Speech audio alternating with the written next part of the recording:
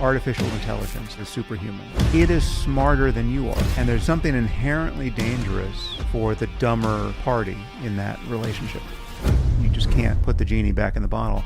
Sam Harris, neuroscientist, philosopher, author, podcaster. He goes into intellectual territory where few others dare tread. 6 years ago, you did a TED Talk. The gains we make in artificial intelligence could ultimately destroy us. If your objective was to make humanity happy and there was a button placed in front of you and it would end artificial intelligence, what would you do? Well, I would definitely pause it. The idea that we've lost the moment to decide whether to hook our most powerful AI to everything is just, it's already connected to the internet, got millions of people using it. And the idea that these things will stay aligned with us because we have built them, yet we gave them a capacity to rewrite their code, there's just no reason to believe that. And I worry about the near-term problem of what humans do with increasingly powerful AI, how it amplifies misinformation. Most of what's online could soon be fake. Can we hold a presidential election 18 months from now that we recognize as valid? Right? Like, is it safe? And it just gets scarier and scarier. I worry we're just going to have to declare bankruptcy to the internet. The internet. If your intuition is correct, are you optimistic about our chances of survival? Before this episode starts, I have a small favor to ask from you. 2 months ago, 74% of people that watch this channel didn't subscribe. We're now down to 69%. My goal is 50%. So if you've ever liked any of the videos we've posted, if you like this channel, can you do me a quick favor and hit the subscribe button? It helps this channel more than you know, and the bigger the channel gets, as you've seen, the bigger the guests get. Thank you and enjoy this episode.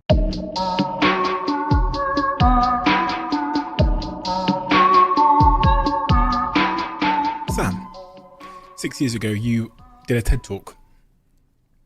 I watched that TED Talk a few times over the last week, and the TED Talk was called, Can We Build AI Without Losing Control Over It? In that TED Talk, you really discussed the idea whether AI, when it gets to a certain point of sentience and intelligence, will wreak havoc on humanity. 6 years later, where do you stand on it today? Do you think, are you optimistic about our chances of survival? Yeah, I mean, I can't say I'm optimistic. I am worried about two species of problem here that are related. I mean, there's sort of the near-term problem of just what humans do with increasingly powerful AI and how it amplifies the problem of misinformation and disinformation and just makes it harder and harder to make sense of reality together. And then there's just the longer term concern about what's called alignment with artificial general intelligence, where we build AI that is truly general and by definition superhuman in its competence and power. And then the question is, have we built it in such a way that is aligned in a durable way with our interests? And I mean, there's some people who just don't see this problem. I mean, they're kind of blind to it. When I'm in the presence of someone who doesn't share this intuition, they don't resonate to it, I just don't understand what they're doing or not doing with their minds in that moment.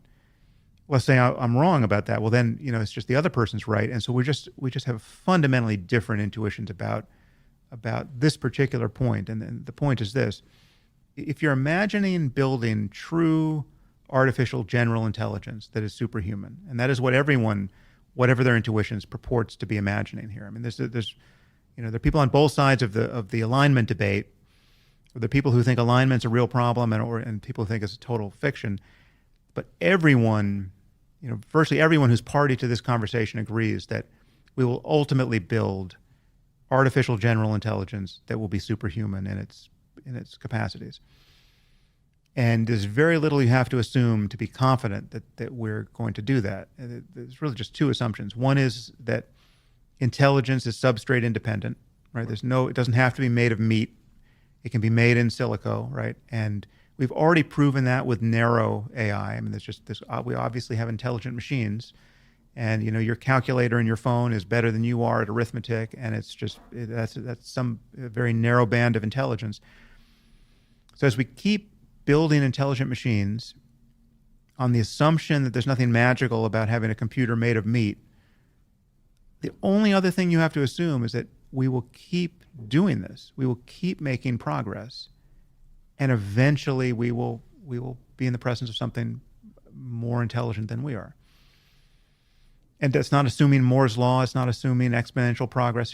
We just have to keep going, right? And when you look at the reasons why we wouldn't keep going, those are all just terrifying, right? Because intelligence is so valuable, and we're so incentivized to have more of it, and every increment of it is valuable. It's not like it only gets valuable when you get, when you double it or 10x it.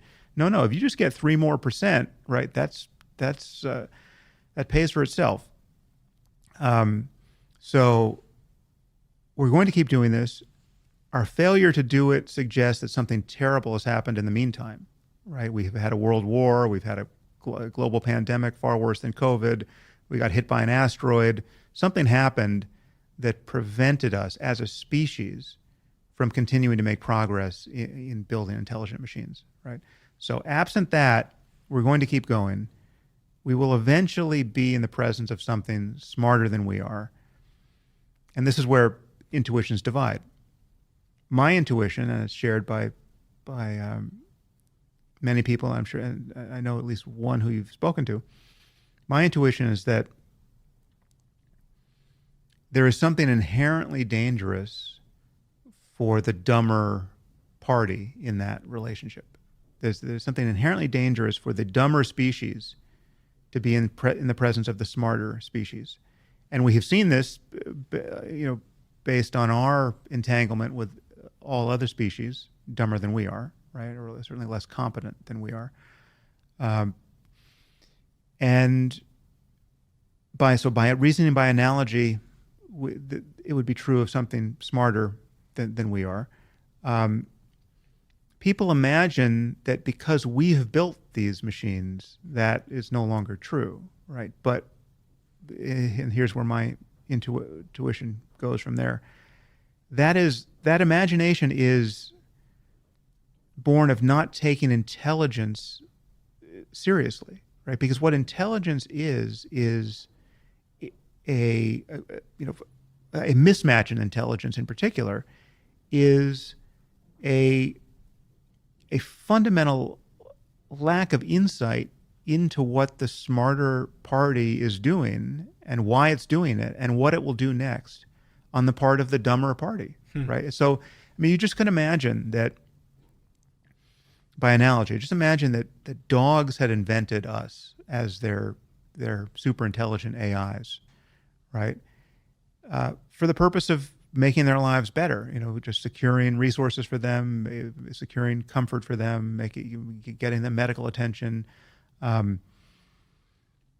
It's been working out pretty well for the dogs for about 10,000 years, right? There's some exceptions. We mistreat certain dogs, but generally speaking, for most dogs, most of the time, humans have been a great invention, right? Now, it's true that the mismatch in our intelligence dictates a fundamental blindness with respect to what we've become in the meantime, right? So we have all these instrumental goals and things we care about that they cannot possibly conceive, right? They know that when we go get the leash and say it's time for a walk, they understand that particular part of the language game. But everything else we do when we're talking to each other, and when we're on our computers or on our phones, they don't have the dimmest idea of what we're up to. And if something happened, we love, the truth is we love our dogs. We make just irrational sacrifices for our dogs. We prioritize their health over all kinds of things that is just amazing to consider. And yet, if we learned, if there was a new, global pandemic kicking off and some xenovirus was jumping from dogs to humans, and it was just kind of super Ebola, right? It was 90% lethal, and this was just a forced choice between them. What do you value more, the lives of your dogs or the lives of your kids, right? If that's a situation we were in, it's totally conceivable. I mean, it's not not by no means impossible. We would just kill all the dogs, right? And they would never know why, right? We would just, and it's because we have this layer of mind and culture and just the new sphere, right? There's just this realm of mind that requires a requisite level of intelligence to even be party to even know exists, that they have no idea it exists, right? And so this is a fanciful analogy because the dogs did not invent us, but evolution invented us, right? Evolution has coded us, as I said, to survive and spawn, and that's it, right? So evolution can't see everything else we've done with our time and attention and all the values we've formed in the meantime, and all the ways in which we have explicitly disavowed the program we've been given, right? So evolution gave us a program, but if we were really going to live by the lights of that program, what would we be doing? I mean, we'd be having as many kids as possible, right? And, the guys would be going to sperm banks and donating their sperm and finding that like the best use of their time and attention. I mean, it's like the idea that you could have hundreds of kids for which you have no financial responsibility. That should be the most rewarding thing that you could possibly do with your time as a man. And yet that's obviously not what we do. And there are people who decide not to have kids, and there are people who and everything else we do, from having podcast conversations like this to curing diseases, to just like literally everything we're doing with our with science, with culture, is, yes, there are points of contact between those products and our evolved capacities. Right? Like it's not magic, right? We are social primates that have leveraged certain ancient hardware to do new things, but evolution, the code that we've been given, doesn't see any of that, right? And we've not been optimized to build democracies, right? Evolution knows nothing. It can know nothing. If evolution were a coder, there's no democracy maximization in that code, right? It's just not there. So the idea that these things will stay aligned with us because we have built them, because we have this origin story that we gave them their initial code, and yet we gave them a capacity to rewrite their code and build future generations of themselves, right? There's just no reason to believe that. I see no, and the mismatch in intelligence is intrinsically dangerous, and you could see this by, it's Stuart Russell. I don't know if you had him on the podcast. He's a great professor of computer science at Berkeley, and he literally co-wrote one of the most popular textbooks on AI. He has some arresting analogies, which I think are good intuition pumps here. And one is, just think of how you would feel if you knew, like, let's say we got a communication from elsewhere in the galaxy, and it was a message that we decoded, and it said, "People of Earth, we will arrive on your lowly planet in 50 years. Get ready," right? Anyone who thinks that we're going to get super intelligent AI in, let's say, 50 years, thinks we're essentially in that situation, and yet we're not responding emotionally to it in the same way. If we received a communication from a species that we knew, just by the sheer fact that they were communicating with us in this way, we knew they're more competent and more powerful and more intelligent than we are, right? And they're going to arrive, right? We would feel that we were on the threshold of the most momentous change in the history of our species. And we would feel, but most importantly, we would feel that it's because this is a relationship, an unavoidable relationship that's being foisted upon us, right? It's like a new creature is coming into the room, right, with its own capacities, and now you're in relationship. And one thing is absolutely certain: it is smarter than you are, right? By what factor? I mean, ultimately we're talking about by factors, just by so many orders of magnitude,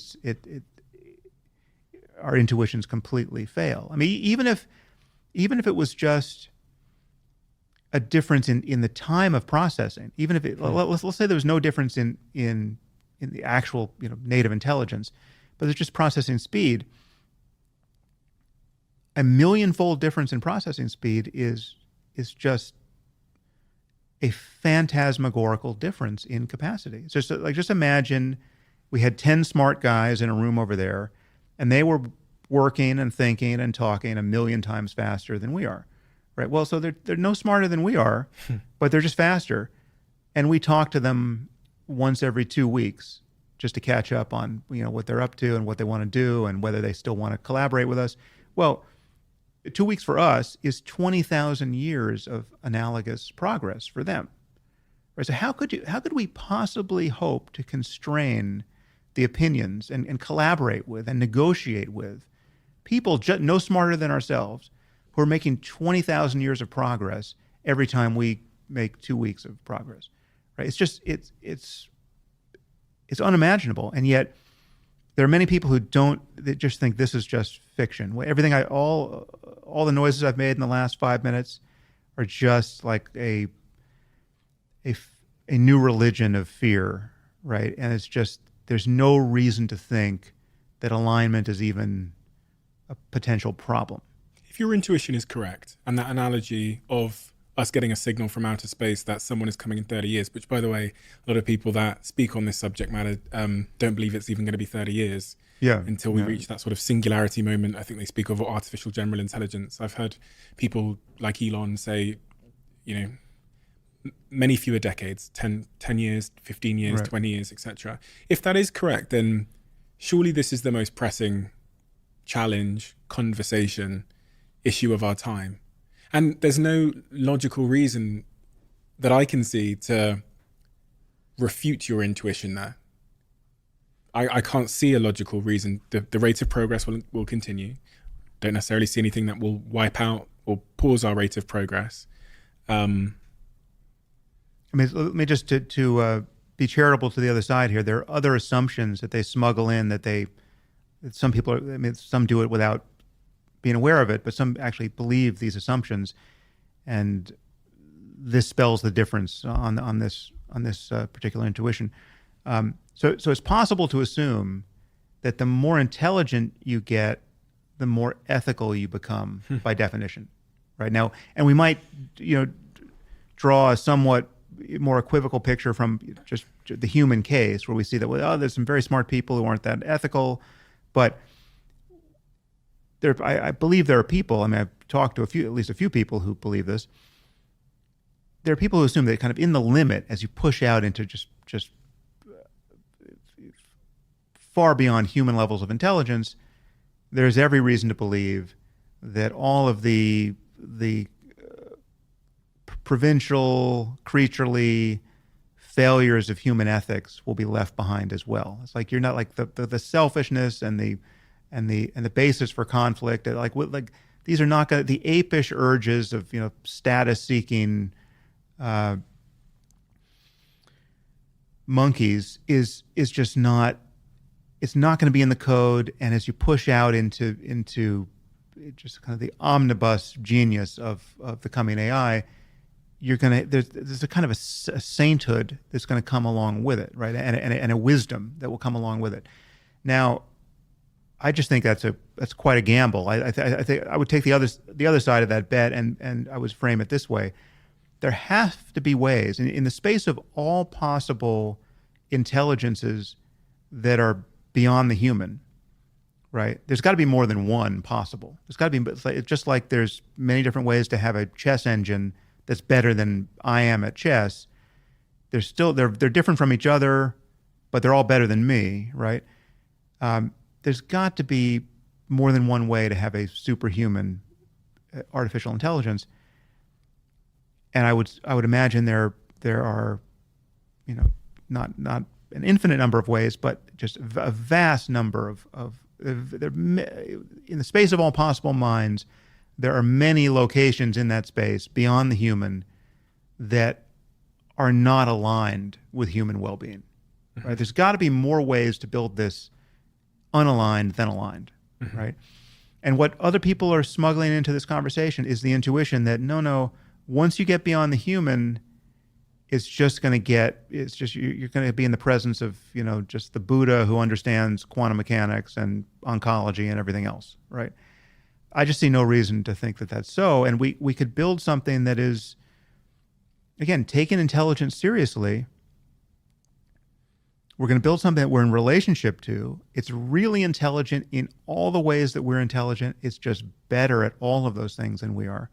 It's by definition superhuman, because the only way it wouldn't be superhuman, the only way it would be human level, even for 15 minutes, is if we didn't let it improve itself. If we wanted to just keep it stuck at, we built a college undergraduate and we wanted just to keep it stuck there. But we would have to dumb down all of the specific capacities we've already built, right? Just like every AI we have, narrow AI, is superhuman for the thing it does.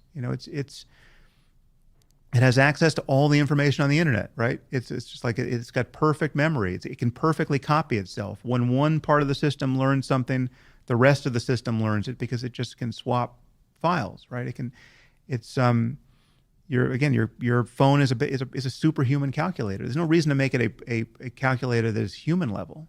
And so we're never going to do that. We're never going to be in the presence of human AGI. We will be immediately in the presence of superhuman AGI. And then the question is how quickly it improves and how much headroom is there to improve into, on the assumption that you can get quite a bit more intelligent than we are, right? That we're nowhere near the summit of possible intelligence. You have to imagine that you're going to be in the presence of something that is, again, it could be completely unconscious, right? I'm not saying that there's something that's like to be this thing, although there might be, and that's a totally different problem that's worth worrying about. But whether conscious or not, it is solving problems, detecting problems, improving its capacity to do all of that in ways that we can't possibly understand. And the products of its increasing competence are always being surfaced, right? So it's like we've been using it to change the world. We've become reliant upon it. We built this thing for a reason. I mean, one thing that's been amazing about developments in recent months is that those of us who have been at all cognizant of the AI safety space for, now going on a decade or more for some people, always assumed that as we got closer to the end zone, that the labs would become more circumspect. We'd be building this stuff air-gapped from the internet. It's like we have this phrase, air-gapped from the internet. Like we thought this was a thing. Like this thing would be in a box. And then the question would be, well, do we let it out of the box and let it do something, right? Like, is it safe? And how do we know if it's safe, right? And we thought we would have that moment. We thought it would happen in a lab at Google or at Facebook or somewhere. We thought we would hear, okay, we've got something really impressive, and now we just want it to touch the stock market, or we want it to touch our medical data, or we just want to see if we can use it. We're way past that, right? We've built this stuff already in the wild. It's already connected to the internet. It's already got millions of people using it. It already has APIs. It's already doing work. So that, from an AI safety point of view, it's amazing. Like we didn't even have the moment, the choice point we thought was going to be so fraught. Of course, right? We didn't. We because there was such pressing incentives for people to press forward regardless of that conversation. Especially, but yeah, everyone thought. I mean, I don't believe I was ever in conversation with someone. I mean, someone like Eliezer Yudkowsky or Nick Bostrom or Stuart Russell, who assumed we would be in this spot. Like because again, I'd have to go back and look at those conversations, but there was so much time spent. It seems quite unnecessarily on this idea that we'd make a certain amount of progress and circumspection would kick in. Like even the people who were doubters would become worried, and there would be, like, in the final yards, as we go cross into the end zone, there'd be some mode where we could sort of slow down and figure it out and try to deal with the arms race dynamics. Like, let's place a phone call to China, and just like, let's talk about this. We got something interesting, but the stuff is already being built in connection to everything, and there's already just endless businesses being devised on the back of this thing, and all the improvements are going to get plowed into it. And so just imagine what this looks like even in success, right? Like, let's say it just starts working wonders for us, and we get these great productivity gains, and okay, so then we cross into the whatever the singularity is, right? At whatever speed, we find ourselves in the presence of something that is truly general.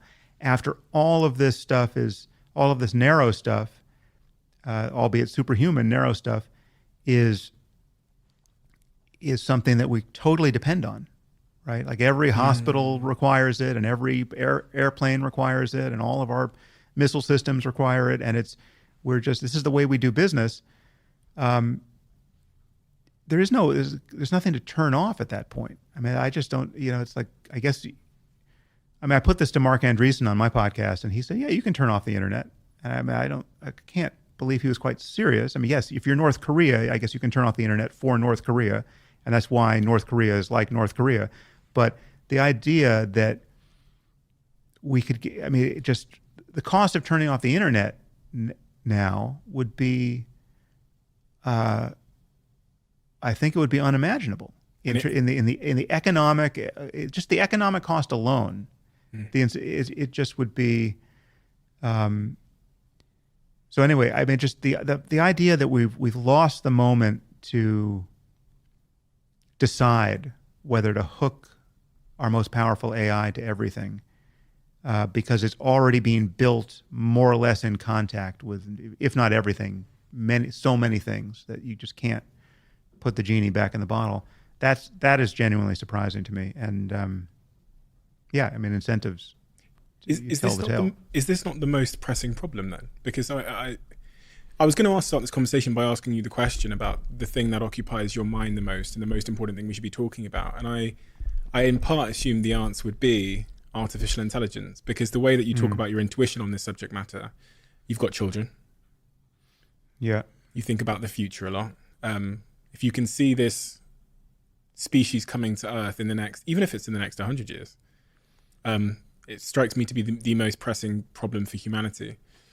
Well, I'm as interesting as I think that problem is, and consequential as it is, I'm worried that life could become unlivable in the near term before we even get there. Like, I'm just worried about the misuses of narrow AI in the meantime.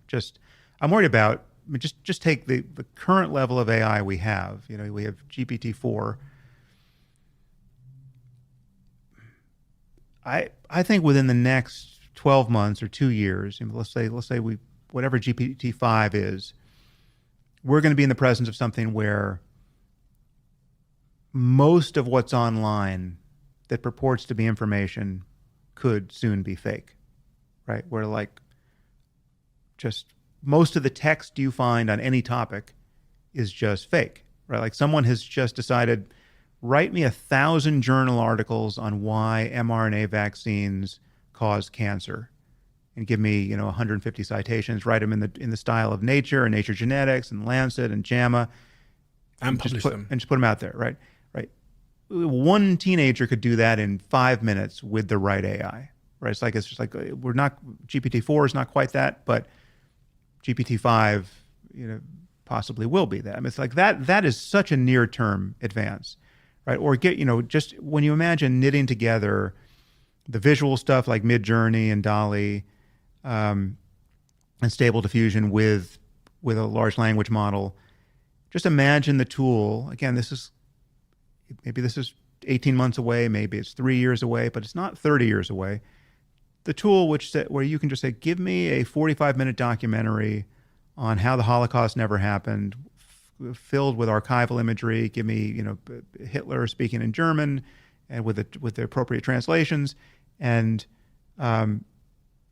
give it in the style of Alex Gibney or Ken Burns, and give me a 10,000 of those, right? Like that. Like that's all the friction for misinformation has been taken out of the system, and yeah, I worry we're just going to have to declare bankruptcy with respect to the internet. Like we just are not going to be able to figure out what's real. And when you look at how hard that is now with social media, in the aftermath of COVID and Trump, and how just the challenge of holding an election that most of the population agrees was valid, right? That challenge already is on the verge of being insurmountable in the U.S., right? I mean, it's just like it's easy to see us failing at that, AI aside. Now, when you add large language models to that and the more competent future version of it, where it's just the most compelling deep fakes are indistinguishable from real data, and everyone is siloed into their tribes where they're stigmatizing the information that comes from any other tribe, and the internet is now so big a place that there really isn't the ordinary selection pressures where bad information gets successfully debunked so that it goes away. It's just you can live in a conspiracy cult for the rest of your life if you want to. You can be QAnon all day long if you want to. And now we've got deep fakes shoring all that up, and just spurious, scientific articles shoring all that up. All of this just becomes a more compelling form of psychosis, and culturally speaking. And so I'm just worried that it's going to get harder and harder for us to cooperate with one another and collaborate, and that our politics will just completely break, and that'll offer an opportunity for lots of bad actors. And I mean, and leaving aside, there's cyber terrorism, and there's synthetic biology that the moment you turn AI loose on the prospect of engineering viruses and all of that, it's like it potentiates. I mean, the asymmetry here is that it seems like it's always easier to break things than to fix them, or to categorically prevent people from breaking them. And what we have with increasingly powerful technology is the ability for one person to create more and more damage, or one small group of people, right? And it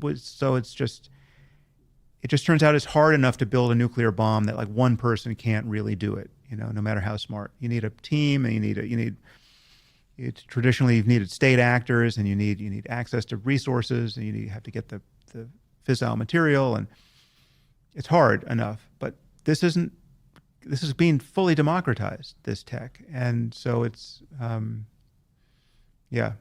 worry about the near term chaos. I've never found the narrow term consequences of artificial intelligence to be that interesting until now, until Right. what you said. That image of like the internet becoming unusable. So that was a real eureka moment for me, because I've not been thinking about that. Yeah, no, me too. I was just concerned about the AGI risk, and now, really in the aftermath of Trump and COVID, I see the risk of,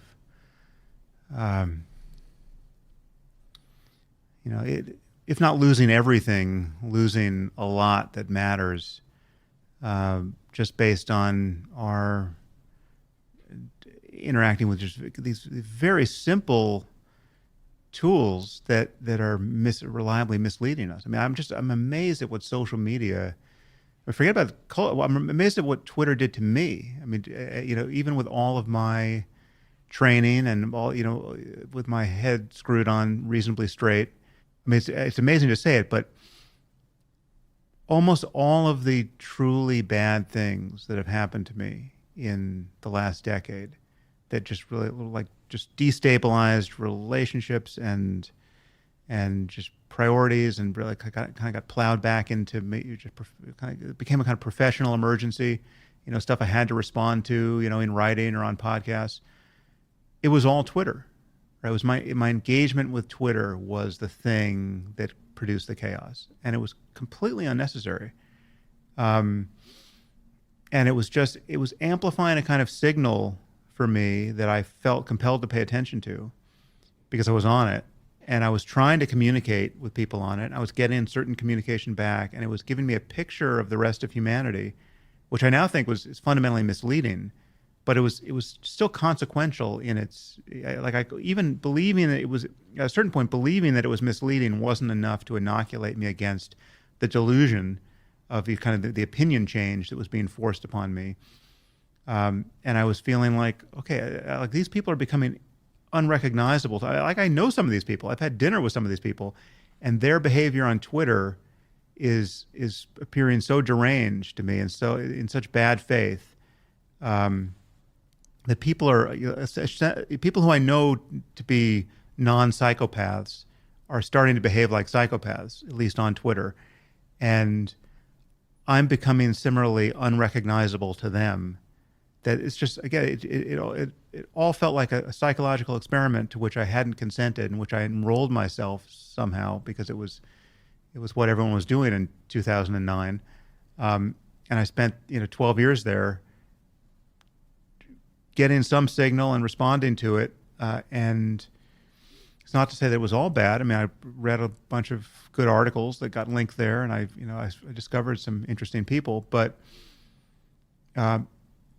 the change in my life after I deleted my Twitter account was so enormous. I mean, it's embarrassing to admit it.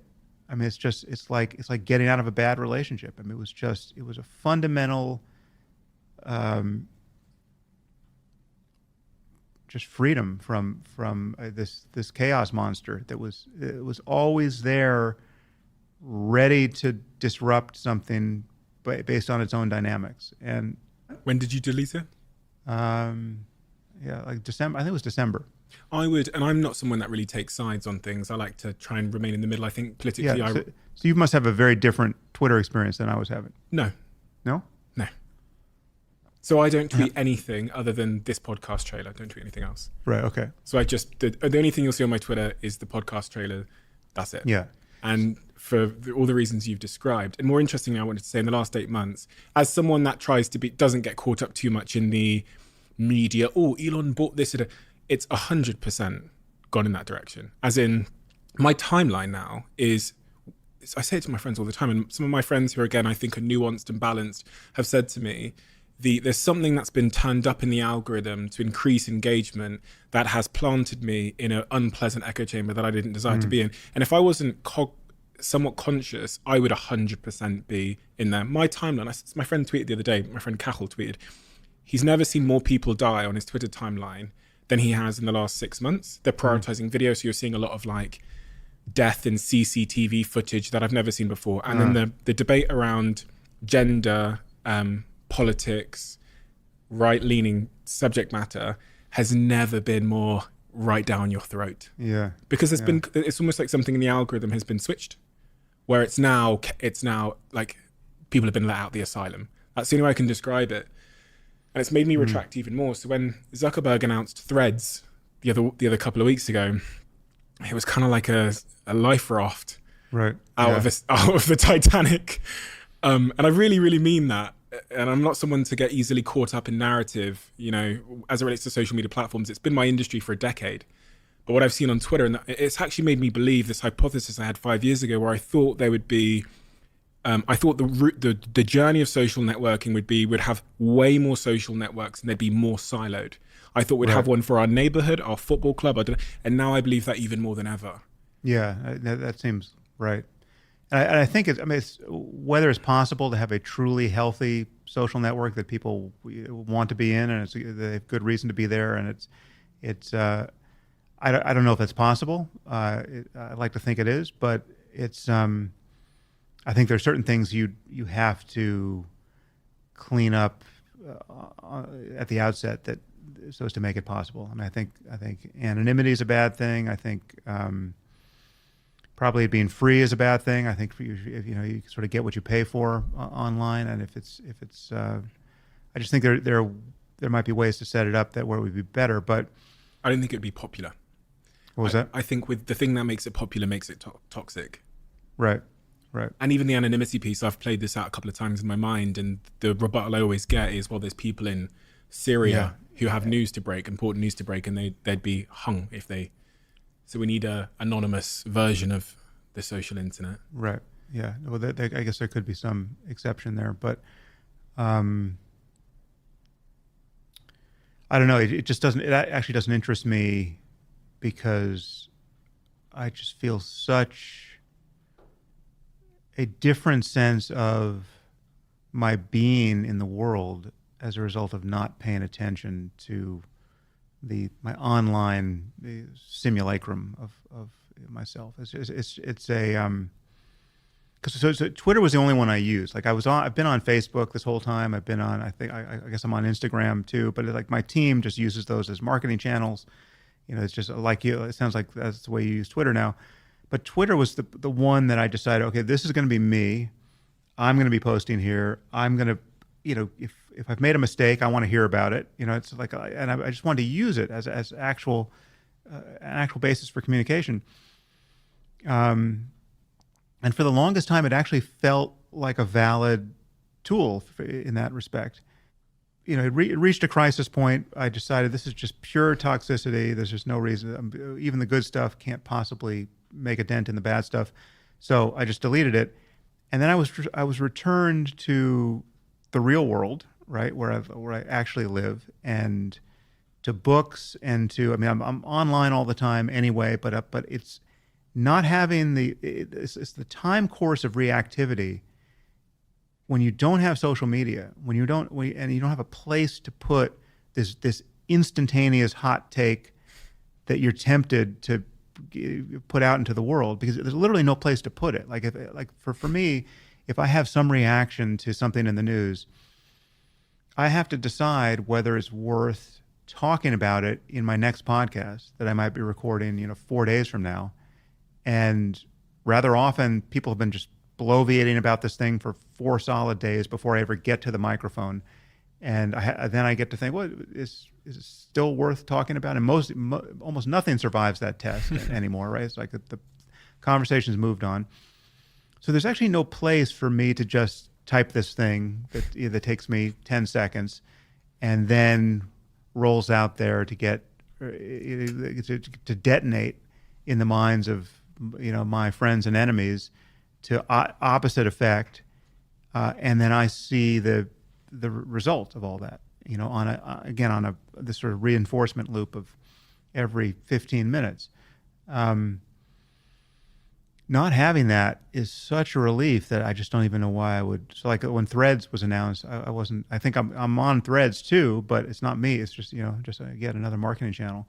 But yeah, I haven't. I feel such relief not exercising that muscle anymore, where it's like I don't know how often I was checking Twitter, but I was not checking it just to see what was happening to me or what the response to my last thing I tweeted. I was checking it a lot because it was my news feed. It's like I'm following 200 smart people. They're telling me what they're paying attention to. And so I'm fascinated. So I want to see that next article or that next video. Just that engagement and the endless opportunity to comment and to put my foot in my mouth or put my foot in someone else's mouth or have someone put their foot. It's just not having that has been such a relief that I would be, it's not impossible, but I would be very cautious in reactivating that because it was so much noise. And again, it created... There's so much. It became it became an opportunity cost, but it became this endless opportunity for misunderstanding, but especially misunderstanding of me and everything I've been putting out into the world, and then my sense that I had to react to it, and then you just can't plow that back into the that becomes the basis for further misunderstanding.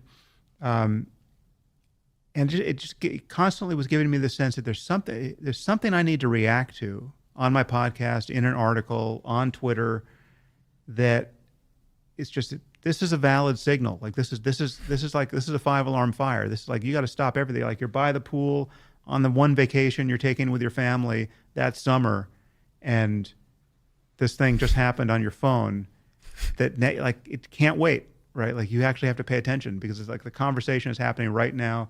And so it was a kind of addiction to information and, on some level, reputation management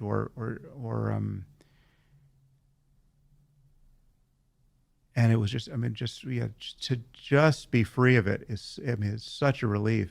Apart from health issues with certain family members, virtually the only bad things that have happened to me have been a result of my engagement with Twitter over the last 10 years. So it's just, I guess if I'm a masochist, I would be back on Twitter, but that would be the only reason to do it. Narrow AI. I asked you the question a second ago, which I really wanted to get a solution to it because I'm mildly terrified. I completely believe your the logic underneath your opinion that narrow AI will cause this destabilization and unusability of the internet. So just focusing on narrow AI, what would you consider to be a solution to prevent us getting to that world where misinformation is rife to the point that it can destabilize society, politics, and culture?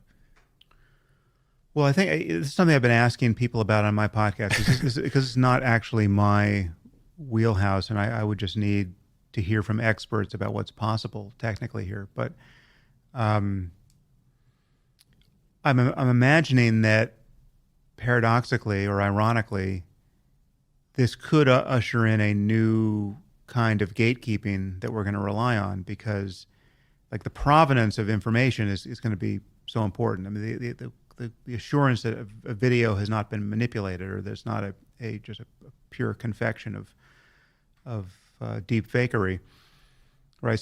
So it could be that we're meandering into a new period where you're not going to trust a photo unless it's coming from Getty Images or the New York Times has some story about how they have verified every photo that they put in their newspaper. They have a process, and so if you see a video of Vladimir Putin seeming to say that he's declaring war on the U.S., right? I think most people are going to assume that's fake until proven otherwise. There's just going to be too much fake stuff, and it's all going to look so good that the New York Times and every other organ of media that we have relied upon, as imperfect as they've been of late, they're going to have to figure out what the tools are whereby they can say, okay, this is actually a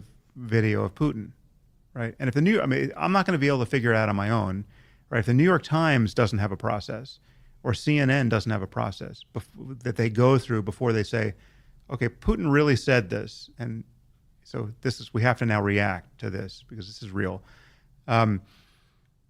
Whatever that process is, and whether there's some kind of digital watermark that that's connected to the blockchain, there's some tech implementation of it that can be fully democratized, where you, by just being in the latest version of the Chrome browser, can know that you can differentiate real and fake video. Say, I don't know what the implementation will be, but I just know we're going to get to some spot where it's going to be, all right, we have to declare epistemological bankruptcy. We don't know what's real. We have to assume anything especially lurid or agitating is fake until proven otherwise. So prove otherwise. And that's, that'll be a resetting of something. I don't know what we do with that in a world where we really don't have that much time to react to certain things that are, a video of Putin saying he's launched his big missiles is something that 30 minutes from now we would understand whether it's real or not. I mean, forget about everything we just said about AI. Look at all of our legacy risks. Look at the risk of nuclear war. The risk of stumbling into a nuclear war by accident has been hanging over our head for 70 years. I mean, we've got this old tech. We've got these wonky radar systems that throw up errors. We have moments in history where, one Soviet sub commander decided based on his just gut feeling, his common sense, that the data was almost certainly in error, and he decided not to pass the obvious evidence of an American ICBM launch up the chain of command, knowing that the chain of command would say, okay, you have to fire, right? And he reasoned that if the U.S. was going to attack the Soviet Union, they would launch more than, I mean, I think in this case it looked like there were 4 missiles. That was the radar signature. If the U.S. is going to launch a first strike against the Soviet Union when this was like the mid '80s, they're going to launch more than 4 missiles, right? This has to be bad data, right? But so if we automate all this, will we automate it to systems that have that kind of common sense, right? But we've been perched on the edge of the abyss based on the possibility. Forget about malevolent actors, who might decide to have a nuclear war on purpose. We have the possibility of accidental nuclear war. You add this cacophony of misinformation and deep fake to all of that, and it just gets scarier and scarier. And this is not even AI. This is just narrow AI amplified misinformation. How do you feel about it? Well, this is the thing that worries me. I mean, I worry about the next election. I think the next president, if we can run the 2024 election in a way that most of America acknowledges was valid, that will be an amazing victory. Whatever the outcome. I mean, obviously, I would not be looking forward to a Trump presidency, but I think even more fundamental than that is, can we hold a presidential election 18 months from now that we recognize as valid, right? Like that, I don't know what kind of resources are being spent on that particular performance, but that is hugely important. And I don't think our near-term experiments with AI is going to make that easier. Why is it so important? Well, it's just, I mean, if you think the maintenance of a valid democracy in the world's lone superpower is of minor importance, I'd like to drink the tea you're drinking. Are you optimistic? I mean, I can't say I'm optimistic. It's a paradoxical state I'm in, because I definitely I tend to focus on what's wrong or might be wrong. I tend to, I think, have a pessimistic bias, right? Like I tend to notice what's wrong as opposed to what's right. I mean, that's my bias. But I'm actually very happy, right? Like I have a very good life. I'm just like, everything I'm incredibly lucky. I'm surrounded by great people. It's like it's all great, and yet I see all of these risks on the horizon. So I have a very high degree of well-being at this moment in my life, and yet what's on the television is scary, and so it's a very interesting juxtaposition. I'll be very relieved if we have I feel like we're in a very weird spot. I mean, I haven't seen a full postmortem on the COVID pandemic that has fully encapsulated what I think happened to us there. But my vague sense is that we didn't learn a whole hell of a lot. I mean, basically what we learned is we're really bad at responding to this kind of thing. This was a challenge that just fragmented us as a society. It could have brought us together. It didn't. And it amplified all of the divisions in our society, politically and economically and tribally, and all kinds of ways. The role of misinformation and disinformation and all of that was all too clear, and I think just getting worse. So I think, as a dress rehearsal for some future pandemic that is inevitably going to come and could well be worse, I think we failed this dress rehearsal. And I have to hope that at some point our institutions will reconstitute themselves so as to be obviously trustworthy and engender the kind of trust we actually need to have in our institutions. Like we need a CDC that not only that we trust, but that is trustworthy, that we're right to trust, right? And so it is with an FDA and every other institution that is relevant here. And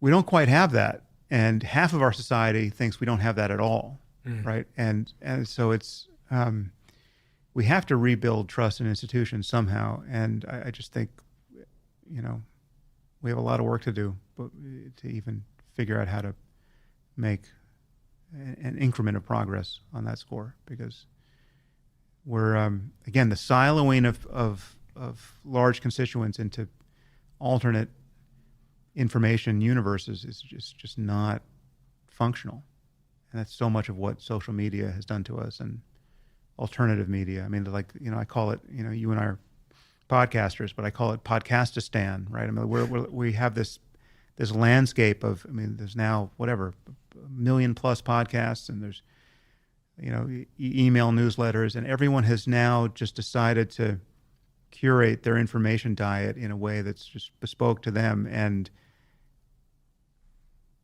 you can stay there forever, and you're getting one slice of, and it could be a completely fictional slice of reality, and we're losing the ability to converge on a common picture of what's going on. And you. So did that sound optimistic? No. I didn't hear the optimism in there. You tell me. No, but I can't refute anything you've said on a logical basis. It all sounds like that is the direction of travel that we're going in, unfortunately. I have faith that there'll be surprising positives. There always tends to be surprising positives that we also didn't factor in. Well, yeah, I mean, it's easy to see. I mean, if there's any significant low-hanging fruit technologically or scientifically that could be AI enabled for us. I mean, just take a cure for cancer, a cure for Alzheimer's, right? I mean, just having one thing like that, right? That would be such an enormous good, and that's why we can't get off this ride, and I mean, that's why there is no brake to pull. I mean, because the value of intelligence is so enormous. I mean, it is just. It's not everything. I mean, it's not that, there are other things we care about and are right to care about beyond intelligence. I mean, love is not the same thing as intelligence, right?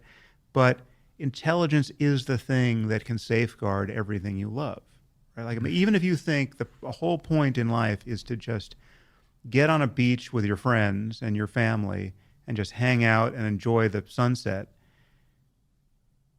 okay, you don't have to augment. You don't need superhuman intelligence to do any of that, right? You're fit to do it exactly as you are. You could have done that in the 70s, and it would just be just as good a beach, and they'd be just as good friends.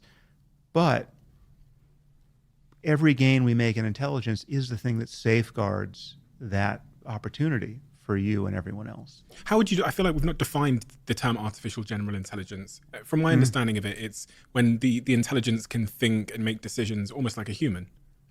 Yeah, I mean, loosely. I mean, this is kind of just a semantic problem, but I mean, intelligence can mean many things. But loosely speaking, it's the ability to solve problems, and meet goals, make decisions. In response to a changing environment, in response to data. And the general aspect of that is an ability to do that in many different situations, all the sort of situations we encounter as people, and to have one's capacity in one area not, as I get better at deciding whether or not this is a cup, I don't magically get worse at deciding whether you just said a word, right? Mm-hmm. It's like I can do multiple things in multiple channels. That's not something we had in our artificial systems for the longest time, because everything was bespoke to the task. We'd build a chess engine, and it couldn't even play tic-tac-toe. All it could do was play chess, and we just would get better and better in these piecemeal, narrow ways. And then things began to change a few years ago, where you'd get, with like DeepMind, would have its algorithms that were, the same algorithm with slightly different tuning could play Go, right? Or it could, it could solve a protein folding problem as opposed to just playing chess, right? And it became the best in the world at chess, and it became the best in the world at Go, and amazingly, I mean, to take what AlphaZero did, before AlphaZero, all the chess algorithms they just had all of our chess knowledge plowed into them. They had studied every human game of chess, and it was a bespoke chess engine. AlphaZero just played itself, I think, for like 4 hours, right? It just had the rules of chess, and then it played itself, and it became better, not merely than every person who's ever played the game. It became better than all the chess engines that had all of all of our chess knowledge plowed into them. So it's a fundamentally new moment in how you build an intelligent system, and it promises this possibility again. This inevitability, the moment you admit that we will eventually get there, the moment you admit that it can be done in silico, and the moment that you admit that we will just keep going unless a catastrophe happens, and those two things are so easy to admit that I just don't, at this point, I don't see any place to stand where you're not forced to admit them, right? I don't see any neuroscientific or cognitive scientific argument for substrate dependence for intelligence, given what we've already built. And again, we're going to keep going until something stops us, right? We'll hit some immovable object that prevents us from releasing the next iPhone, but otherwise we're going to keep going. And then, whatever general will mean in that first case, there'll be a case where we've built a system that is so good at everything we care about that it's functionally general. Now, maybe it's missing something. Maybe it's not, maybe it's missing something that we don't even have a name for. We're missing all kinds of, there are possible intelligences that we haven't even thought about because we just haven't thought about them. Right? There are things that, there are ways to section the universe, undoubtedly, that we can't even conceive of because we have the minds we have. Elon was asked a question on this by a journalist. The journalist said to him, in a world where you believe that to be true, that artificial general intelligence is around the corner, when your kids come to you and say, Daddy, what should I do with my life to find purpose and meaning? What advice do you now give them if you hold that intuition to be true, that it's around the corner? What do you say to your children when they say, what should I do with my life to create purpose and meaning? And Did you say that Elon answered this question? Yeah, what did he say? It's one of the most chilling moments in an interview I think I've seen in recent times, because he stutters. He goes silent for about 15 seconds, which is very un-Elon. He stutters. He stutters a bit more. Like and then he says he thinks he's living in suspended disbelief, because if he really thought about it too much, what's the point? He says, what's the point of me building all these cars? He was in his Tesla factory. What's the point of me building all these cars? And what's the point? I do think that sometimes. So I think I have to live in, as his words were, suspended disbelief. Right. Well, I would encourage him to ask what's the point of spending so much time on Twitter, because that he could clearly benefit from rethinking that. But that aside, I mean, my answer to that is, and I think other people have echoed this of late, I mean, it's sort of surprising to me. My answer is that this begins to privilege a return to the humanities as a kind of a core, like the center of mass intellectually for us. Because when you look at what we're really good at, and it's among the last things that can be plausibly automated. And if we automate it, we may cease to care about it. So it's like learning to write good code is something that is going to be, it's being automated now. It is, I'm not a programmer, but I have it on good authority that already these large language models are improving code, and something like half the time they're writing better code than people. That's all going to become like chess, right? It's going to be better than people ultimately. So being a software engineer is something that, and being a radiologist and being like those things, it's easy to see how AI just cancels those professions, or at least makes one person, so effective at using AI tools that, one person can do the work of 100 people, so that you got 99 people who don't have to be doing that job. But creating art and, writing novels and being a philosopher and talking about what it means and to live a good life and how to do it, like that's something that if we have to look at those, we have to look at where we're going to care that we're actually in relationship to and in dialogue with another person who we know to be conscious, right? Like where we don't care about that, we're not going to care. We're going to want just the best version of it. Like I don't care if the cure for cancer comes from an insentient AI. I do not give a shit. I just want the cure for cancer, right? There's no added value that when I find out, okay, the person who gave me this cure really felt good about it, and he had tears in his eyes when he figured out the cure. Every engineering problem is like that. We want safer planes. We just want things to work. We're not sentimental about the artistry that went into all of that. And when the gulf between the best and the mediocre gets big and consequential, we're just going to want the best. We're just going to want the best all the way down the line. But what is the best novel, right? What is the best podcast conversation? And can you subtract out the conscious person from that and still think it's the best? And so someone once sent me what purported to be, I didn't even listen to it, so I'm not even sure what it was, but it looked like it was an AI-generated conversation between Alan Watts and Terence McKenna, right? And both guys who I love. I mean, I didn't know either of them, but fans of both. I've listened to hundreds of hours of both talk. As far as I know, they never met each other. It would have been a fascinating conversation.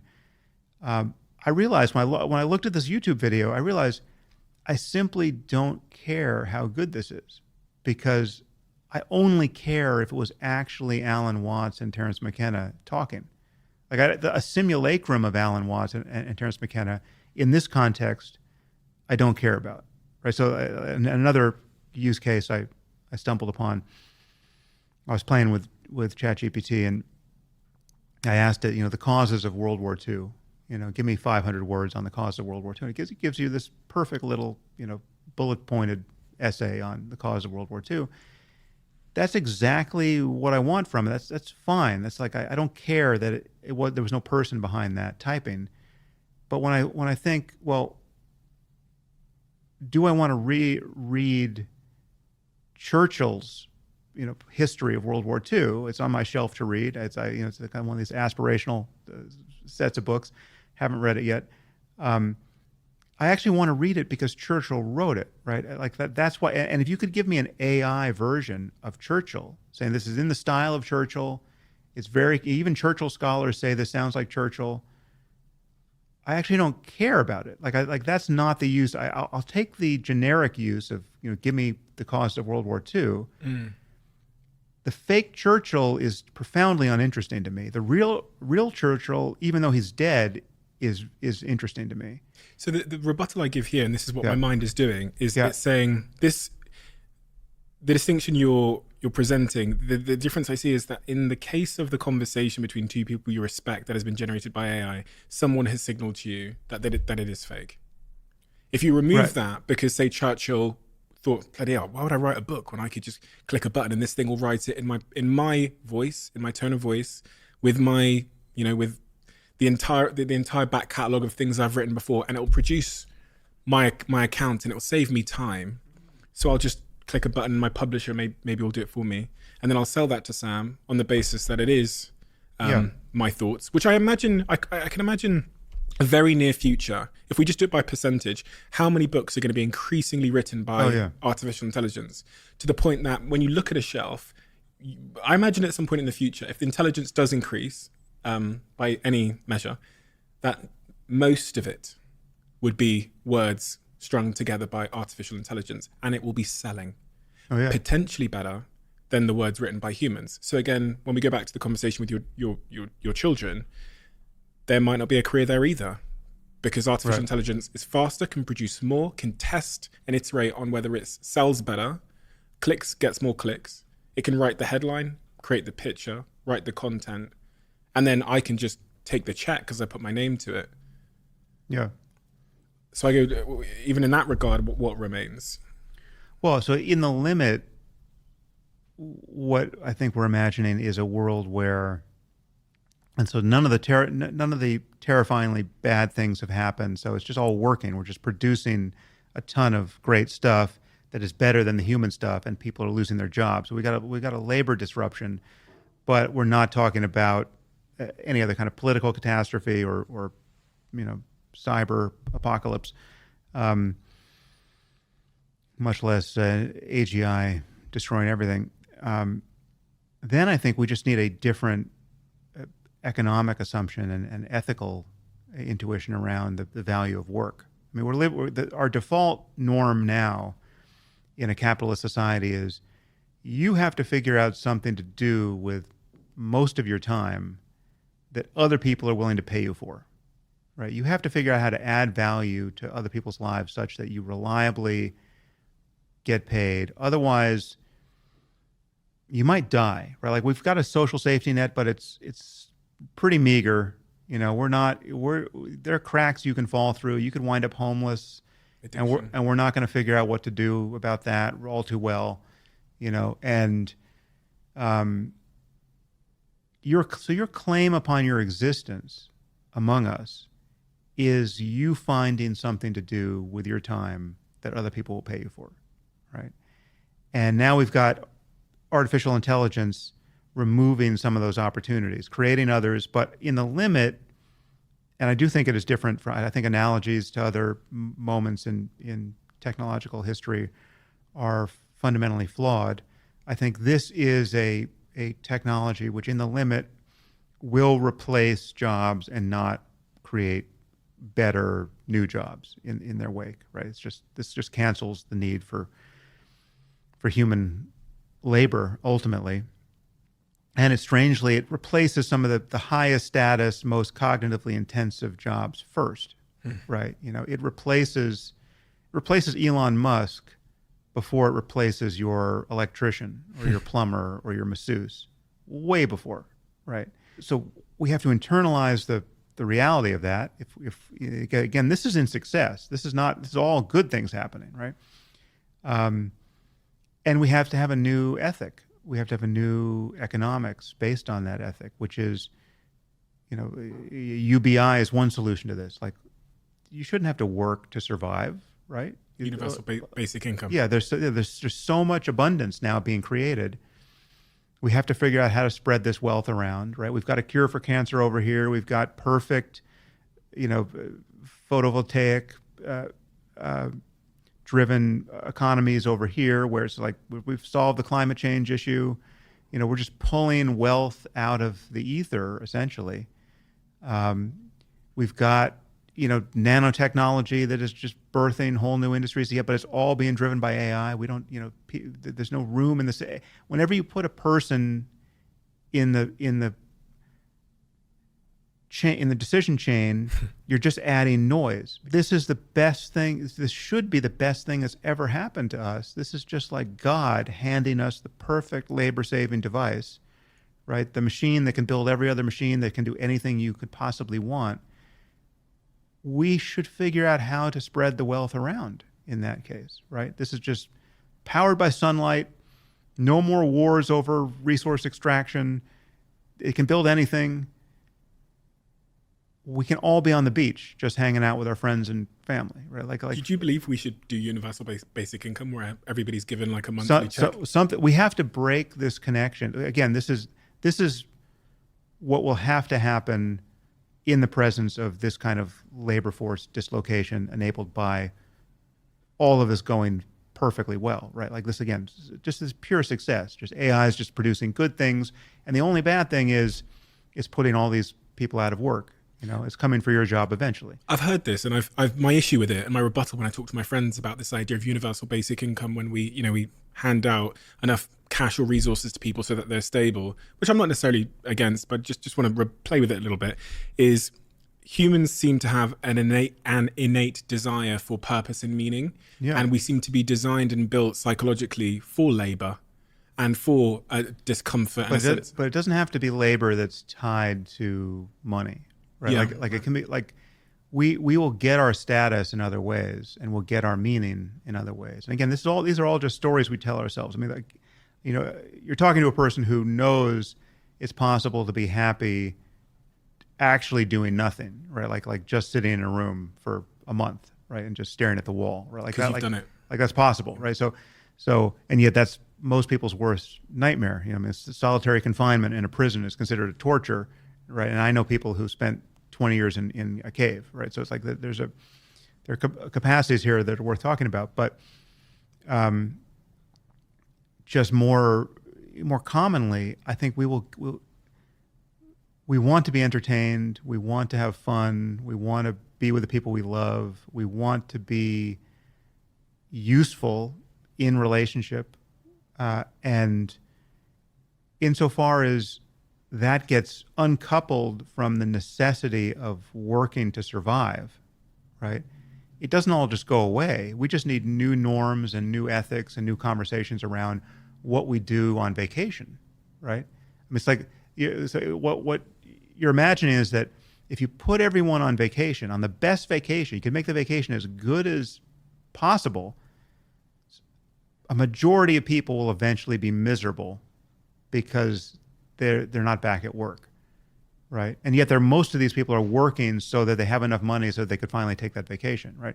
We will figure out a new way to be happy on the beach, right? I mean, like if you get bored with Frisbee, we will figure something else out that is fun.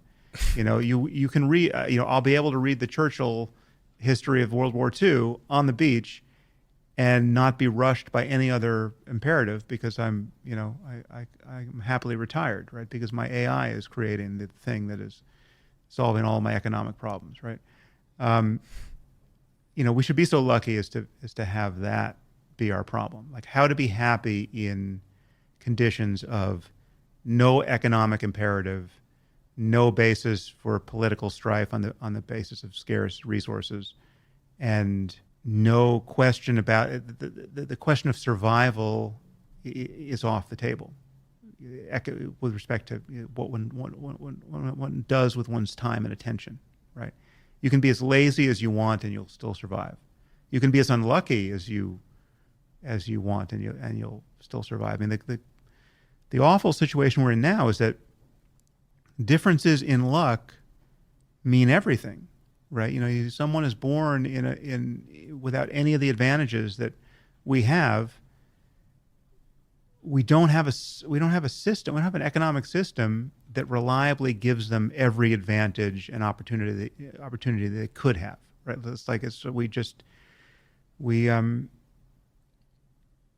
We don't have we've convinced ourselves we either don't have the resources or we've convinced ourselves we don't have the resources. We don't have the incentives such that we access the resources so as to actually come to the help of people we could help, right? I mean, the idea that people starve to death it's unimaginable, and yet it still happens. You know, that's not a scarcity problem. It's a political problem wherever it happens. And yet all of this is tied to a system where everyone has convinced themselves that it's normal to really have one's survival be in question if one doesn't work, right? And by choice or by accident. Like if you haven't, I think it's still true that at least in the U.S., this is almost certainly not true in the U.K., but in the U.S., The most common reason for a personal bankruptcy is, overwhelming medical expense that just comes upon you for whatever reason. Your wife gets cancer. You guys go bankrupt solving the cancer problem or failing to solve the cancer problem, and now everything else unravels, right? And we have a society which thinks, yeah, well, unlucky you, that's, if you wind up homeless, just don't sleep in front of my store because I need you're going to hurt my business. Successful AI that cancels lots of jobs would only be canceling those jobs by virtue of producing so many good things, so much value for everybody that we would have to figure out how to spread that wealth around. Otherwise, we would have an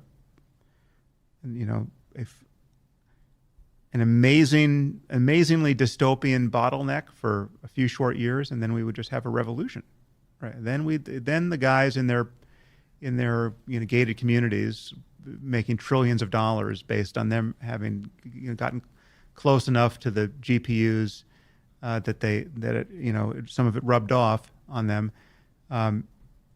They'd be dragged out of their houses and off their Gulf Streams, and we would have a fundamental reset. We'd have a hard reset of the political system. If I had to put you in a yes or no situation and ask your intuition the question now, that if your objective was to, which I'm sure it is to encourage the betterment of humanity and to increase our odds of happiness and well-being 100 years from now, and there was a button placed in front of you, and it would either end the development of artificial intelligence as we've seen it over the last decade, so we'd never proceed with developing intelligent machines, or not. So you could press a button and stop it right now. What would you do? And stop it permanently, such that we never then do that thing? We just never figure out how to build intelligent machines? Pause it indefinitely. Well, I would definitely pause it to a point where we could get our heads around the alignment problem. Yes. Permanently. If the button was a permanent pause that you couldn't undo. Well, the question is, how deep does that go? So, like, we have everything we have now, but it just never gets better than. Yeah, we never make progress from here. Right. And your objective is to make humanity happy and prosperous. I mean, it's hard because when you begin imagining all of the good stuff that we could get with aligned superhuman AI, well, then it's just cornucopia upon cornucopia. It's just everything is potentially within reach. Yeah, I mean, I take the existential risk scenario seriously enough that I would pause it. I would say. I mean, I think we will eventually get to it. If curing cancer is a biomedical engineering problem that admits of a solution, and I think there's every reason to believe it ultimately would be, we will eventually get there based on our own, muddling along with our, current level of tech, currently information tech. I'm, reasonably confident of that. Because I mean, our intelligence shows every sign of being general. It's just it's not as fast as we would want it to be. It's not what the thing that AI is going to give us is going to give us speed that is. I mean, there's speed and then there's the access. There's memory, right? It's like we can't integrate. We don't have the ability. No person or team of people can integrate all of the data we already have, right? So that the real promise here is that these systems will be able to find patterns that we wouldn't even know how to look for, and then do something on the basis of those patterns. I think an intelligent search within the data space, by apes like ourselves, will eventually do most of the great things we want done. And there isn't. I mean, the problems we need to solve, so as to safeguard the the career of our species and to make civilization durable and sane and to remove this sword of Damocles that is over our heads at every moment, that, at any moment we could just decide to have a nuclear war that ruins everything, or create an engineered pandemic that ruins everything. We don't need superhuman intelligence to solve all those problems. And we need an appropriate emotional response to the untenability of the status quo, and we need a political dialogue that eventually transcends our tribalism. For those of you that don't know, this podcast is sponsored by Whoop, a company that I'm a shareholder in, and I'm obsessed with my Whoop. It's glued to my wrist 24/7. And for those of you that don't know, it's essentially a personalized wearable health and fitness coach that helps me to have the best possible health. My Whoop has literally changed my life. Whoop is doing something this month which I'd highly suggest checking out. It's a global community challenge called the Core 4 Challenge. Essentially, they guide you through a set of 4 activities throughout the month of August that are scientifically proven to improve your overall health. I'm giving it a go, and I can't wait to see the impact it has on me, and I highly recommend you to join me with that. So if you're not on Whoop yet, there is no better time to start. If you're a friend of mine, there's a high probability that I've already given you a Whoop because I'm that obsessed with it. It is the thing that I check when I wake up in the morning. It's the first thing that I look at. I want the information on my sleep to then plan my day around. So if you haven't joined Whoop yet, head to join.whoop.com/CEO to get your free Whoop device and your first month free. Try it for free. And if you don't like it after 29 days, they're going to give you your money back. But I have a suspicion that you're going to keep it. Check it out now and let me know how you get on. Send me a DM. Quick one. If you've been listening to this podcast for some time, one of the recurring messages you've heard over and over and over again, especially when we first had that conversation with Tim Spector, is about the importance of greens in our diet. And a while ago, I started pressing my friends at Huel to come out with a product that did exactly that, allowed you to have all those greens, the vitamins and minerals you need in a drink. And after several months of iterations and processes, they released this product called Huel Daily Greens, which is now one of my favorite products from Huel because it tastes great and it fills that very important nutritional gap that I had in my diet. The problem is it launched in the US and it sold out straight away and became a smash hit for Huel for the very reasons I've described. It's now back in stock in the United States, but it's not here in the UK yet. So if you're a UK listener, which I know a lot of you are, it's not yet available. So let's all attack Huel. Let's DM them everywhere we can and tell them to bring Huel Daily Greens to the UK. This is the product. When it is available in the UK, I'm going to let you know first. But until then, let's spam their DMs. You and I'd say a few others, maybe 2 or 3 others, helped change my mind about one of the most profound things I think anyone could believe, which was when I was 18, I believed in Christianity. Mm-hmm. And then there was a couple of moments that shook my belief.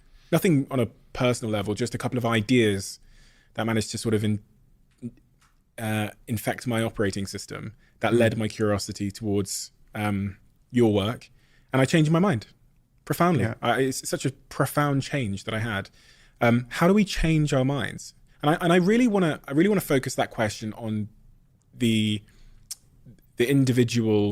individual's mind. Like, I want to change my mind. I want better beliefs, better ideas in my head that are going to allow me to get out of my own way. Because I'm miserable.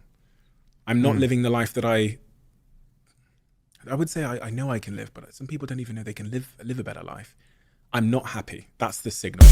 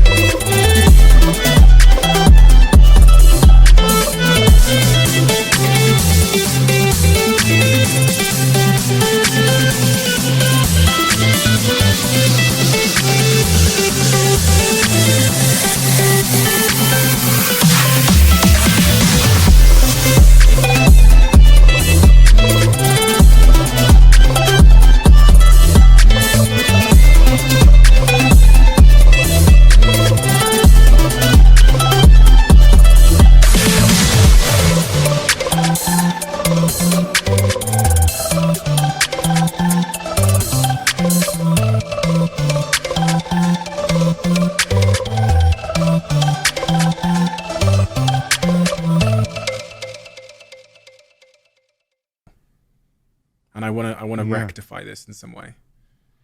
Yeah, well, there are a few bright lines for me. I mean, so like take our ethical lives and our relationships to other people, right? So there's the problem of individual well-being that kind of is still real, even if you're in a moral solitude. If you're on a desert island by yourself, you really don't have ethical questions that are emerging because you're not in relationship to anybody else, but you still have the problem of how to be happy. But so much of our unhappiness is in collaboration with others, right? We're unhappy in our relationships, we're unhappy professionally, and it's worth looking at how we're behaving with other people. For me, the highest leverage change I ever made, and it's very easy to spell out, and it's very clear, and ultimately it's pretty easy, is just to decide that you're not going to lie about anything, really. I mean, there might be some situations in extremis where you'll feel forced to lie, but those, in my view, are analogous to acts of violence that you may be forced to use in self-defense, right? So like lying is sort of the first stage on the continuum of violence for me, right? So like, I'm not going to lie to someone unless I recognize that this is not a rational actor who I can possibly collaborate with. This is someone I have to be, I have to avoid or defeat or otherwise, contain their propensity to do me harm.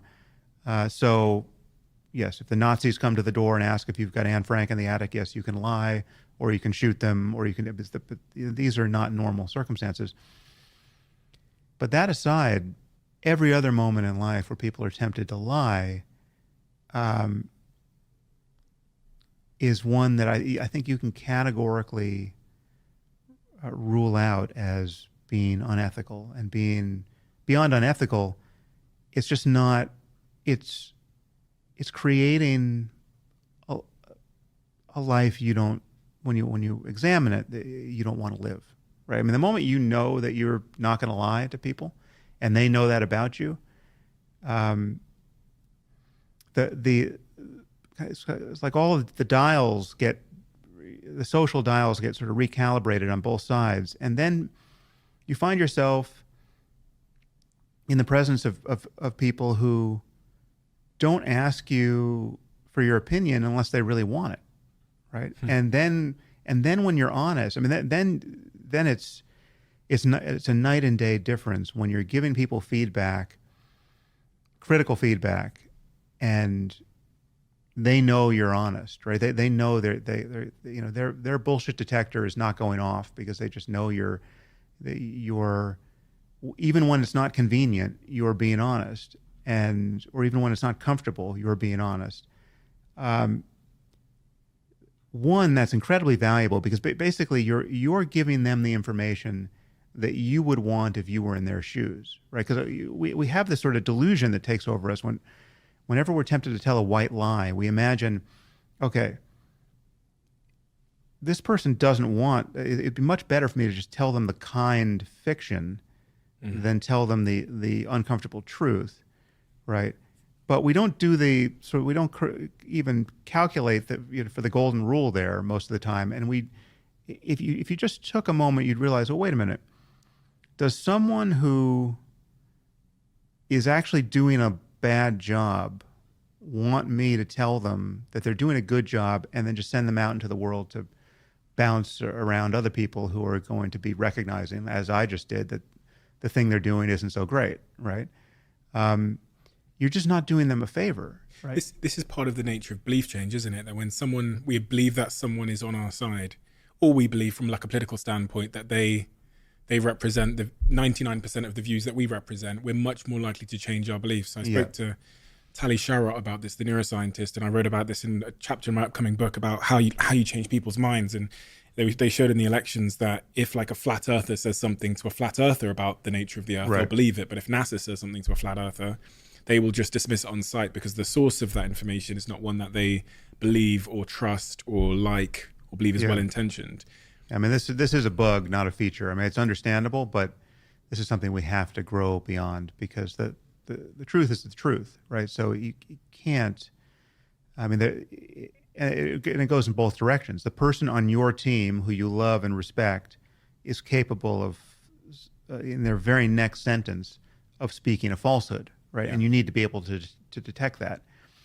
And conversely, the person you least respect is capable of saying something that's quite incisive and worth taking on board. And so we have to have this sort of meta cognitive layer where we're noticing how we're getting played by our social alliances, and recognize that the truth and rather often important truths are evaluated by different principles. I mean, it's not a matter of the messenger. You shouldn't shoot the messenger, and you shouldn't worship him. You mentioned lying as being removing lying and being more honest as being a significant step change in your own happiness. Is that accurate? In my happiness. In your own happiness. Yeah.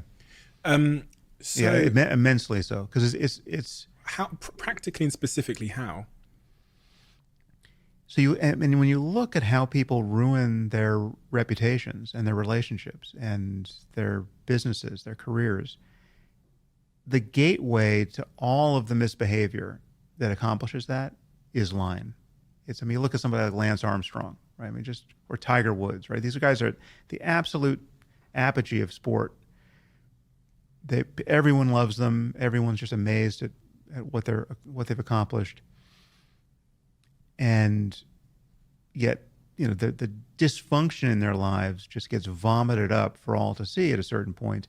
And it was just enabled at every stage along the way by lying, right? So if either of them had early in their career, before they became famous, before they became rich, before they became tempted to do anything that was going to derail their lives later on, if they had decided they weren't going to lie, right, they would have found everything else they did to screw up their success impossible. So when I decided, and this was in the book, this was a course I took at Stanford. It was a seminar with this brilliant professor, Ron Howard, who many people, I think some people in Silicon Valley have taken his course as well. This course was just like a machine. Undergraduates and graduate students would come in on one side, and then 12 weeks later would come out convinced that basically lying was no longer on the menu. Right? It was the whole seminar was an analysis of the question: is it ever right to lie? And we focused on white lies.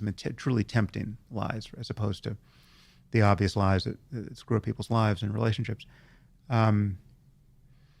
It's just so corrosive, and it's corrosive of relationships in ways that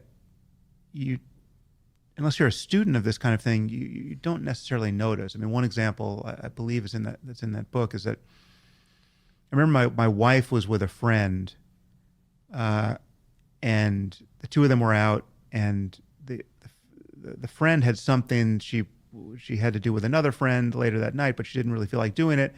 And she got a call from that friend in the presence of my wife, and she just lied to the friend to get out of the plan. Right? She said, "Oh, I'm so sorry, but my daughter's got this thing," and it was just an utterly facile use of dishonesty to get where she could have just been honest, right? But it was just too awkward to be honest. So she just got out of it with a lie. But now it's in the presence of my wife, and my wife is now, the immediate question is, how many times have I been on the other side of that conversation, right? How many times has she lied to me in an equally compelling way about something so trivial, right? And so it just eroded trust in that relationship in a way that the liar would never have known about, would never have detected it, because she just went right back to having a good time with, they were just out to lunch, and they continued, having their lunch, and they're still having a good time, and it's all smiles. But my wife has just logged something about kind of the ethical limitations of this person, and the person doesn't know it, right? And so once you sort of pull on this thread, you basically your entire life becomes, for at least for the transition period until this just becomes a habit you no longer have to consider.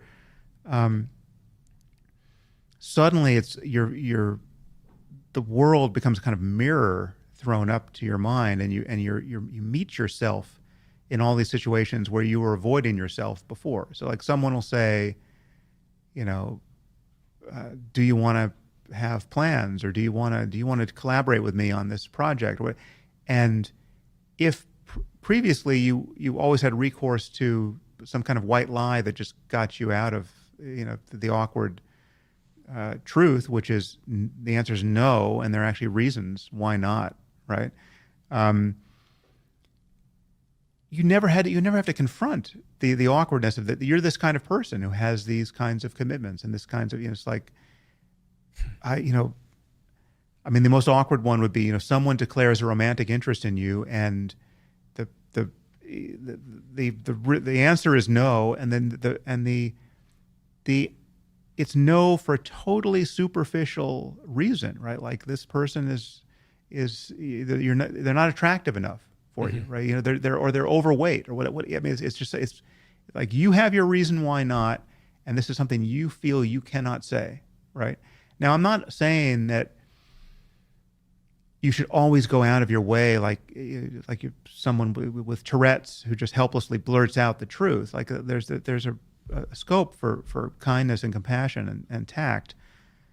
But if someone is going to really drill down on the reasons why not, if the person says, no, I want to know exactly why you don't want to go out with me, there's something to discover on either side of that true disclosure, right? Like, either you are cast back on yourself and you have to realize, okay, I'm such a superficial person that it doesn't matter who anyone is.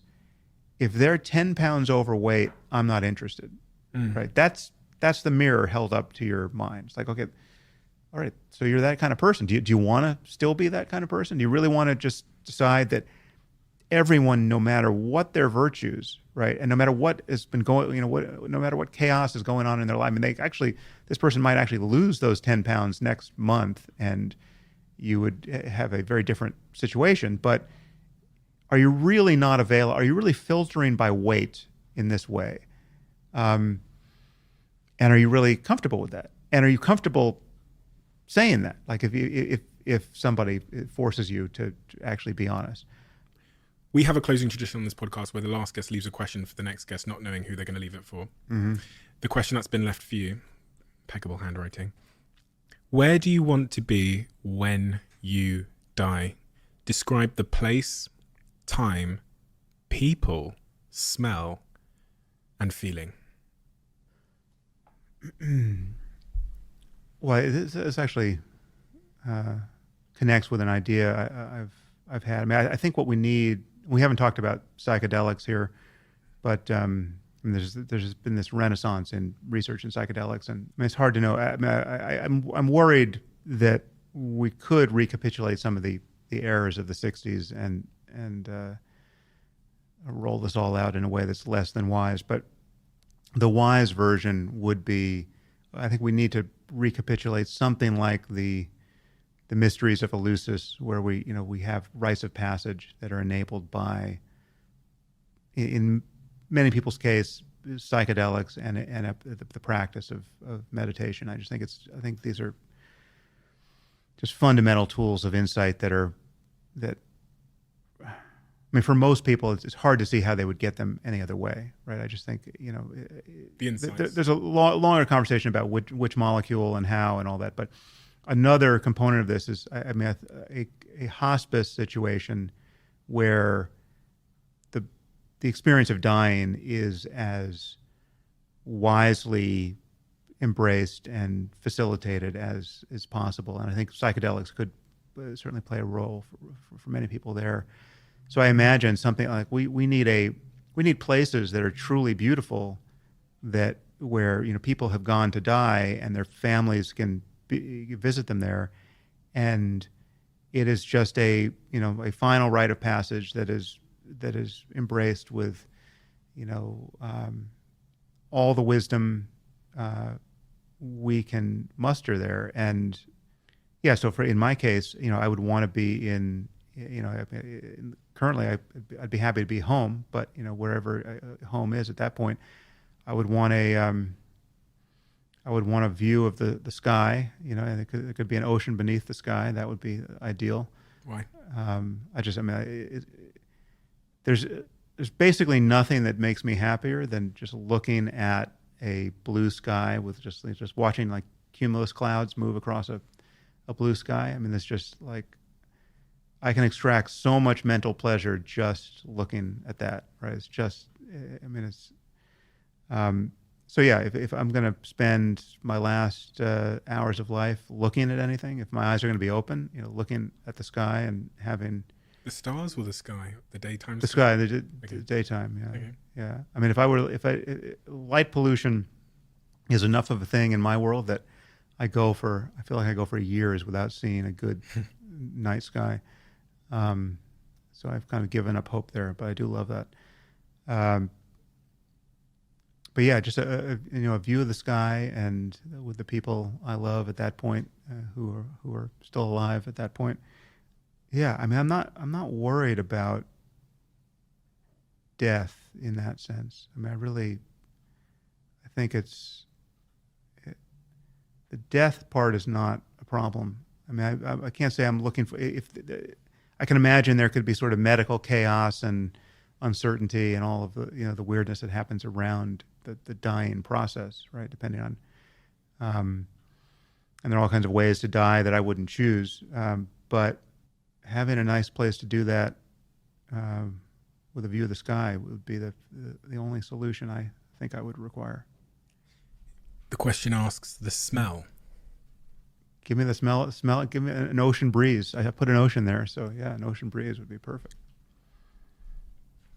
Sam, thank you so much. Thank you for not just this conversation. As I said to you before you sat down, you were pivotal in really helping me to unpack some problems when I was younger, some conflicts, I should describe them as, with my view on religious belief and the nature of the world. But I think more importantly, you didn't rob me of my religious beliefs and leave me with nothing. Right. You left me with something else, which is something that was really important to me, which was the idea that there can still be great meaning and there can be what you describe as spirituality in the absence or in the place of that religious belief. Religious belief gives people, a lot of things. And I it's funny because when I was religious and I went on the journey to becoming agnostic, let's say, I was in conflict with people. As in, I would want to have a debate with everybody. Yeah. And I spent those 2 years watching everything that you and Richard Dawkins and Hitchens had all done. And then I came out the other side and it was peaceful. Right. Yeah. And it's, you believe what you want, I'll believe what I want. As long as we're not causing any conflicts with each other and you're not doing any harm, it's okay. Yeah. And then I discovered what I would call my own spirituality, which is my meaning, the meaning that I see in the world around me and the self and things like psychedelics. And it's a better place to be. And it removed my fear of death, which I had as a religious person. Oh, nice. Well, that's good. So thank you. Yeah. Thank you for that. And all your subsequent work, which, incredible books. You've written so many of them that are absolutely incredible. You've got an unbelievable podcast, which I was gorging on before you came here as well, and an app, which, if you could speak just a few sentences about the meaning of the app and what you do. I know it's much more than meditation now, but I think people listening to this might be compelled to check it out and download it. Yeah, well, so I had that book, which you're holding, Waking Up, which is which is where I talk about my experience in meditation and just how I fit it into a scientific secular worldview. And it just turns out that an app is a much better delivery system for that kind of information. I mean, it's just hearing audio. You don't need video. I think audio is the perfect medium for it. So when that technology came about, or when I discovered it, I just felt incredibly lucky to be able to build it. And so it's kind of outgrown me now. There are many, many teachers on it and many other topics beyond meditation that are touched. But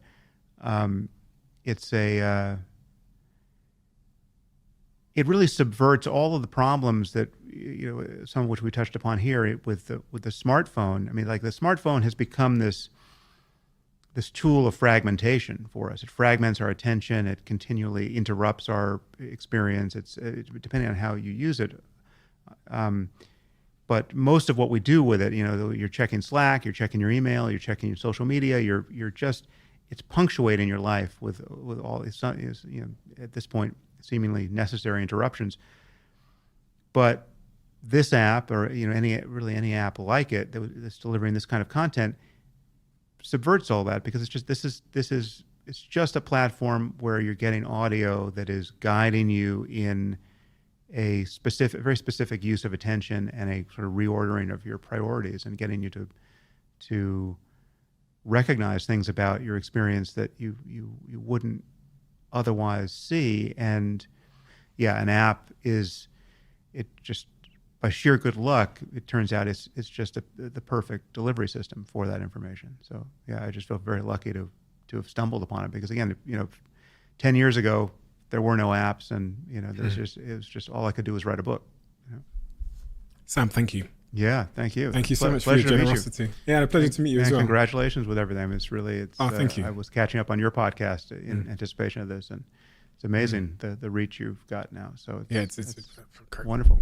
Nuts. We're all still trying to catch up with it, but it's a credit to all of the team. And I really want to say from the bottom of my heart, thank you, because the work you do is really, really important. It's been important in my life, as I've said, but it's just really important. And I feel like we're living in a world where like nuance and all the things you've talked about, and openness to debate and honest dialogue, we're getting further and further away from there. So if there's anyone left in this world that's still willing to engage on that level, I feel like they must be protected at all costs. And I see you as one of those people. So thank you. Nice. Well, to be continued.